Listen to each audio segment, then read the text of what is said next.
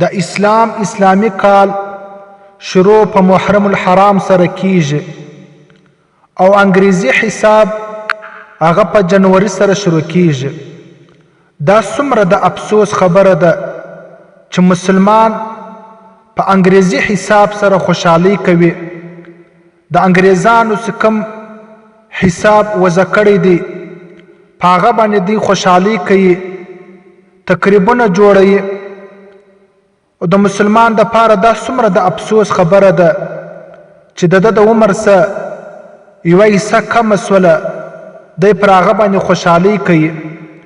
د مسلمان د پاره پکار ده چې د الله څخه استغفار وغواړي، توبهګار سي الله دا کال پر موږ تیر سلو، څومره په غفلت تیر سلو.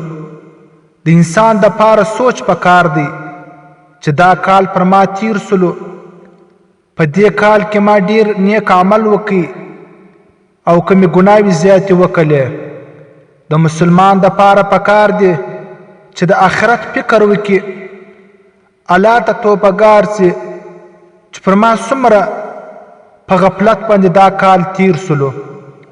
او بل د 2020 کم کالولو څومره علما په شهادت ورسېدله، څومره علما شهیدان سلو، څومره د افسوس کال تیر سلو چې مسلمان په شان باندې د مسلمان په ګرانه کې پیدا سوی مسلمان، خاص کر نوجوانان طبقه چې په دې کال په شروع کې د کال د شروع کېدو په وخت کې دی قسم قسم آتش بازی کوي، قسم قسم خرافات کوي، اسراف کوي.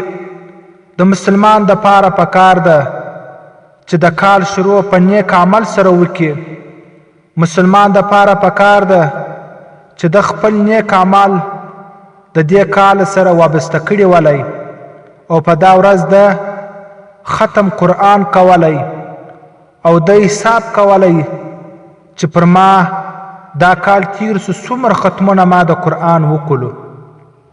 او خاص کر په دا وخت کې به د خپل خاتمه د قرآن ویلی چې دا د 2020 دویم ختم دی یا دریم ختم دی.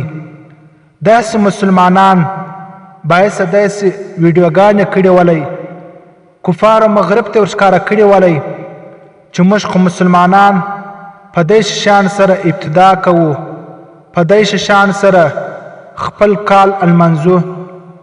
نو الله جل جلاله دې هر مسلمان ته د دې وس توفیق ورکړي چې د کال آغاز په ښه نیکو اعمال سره وکړي.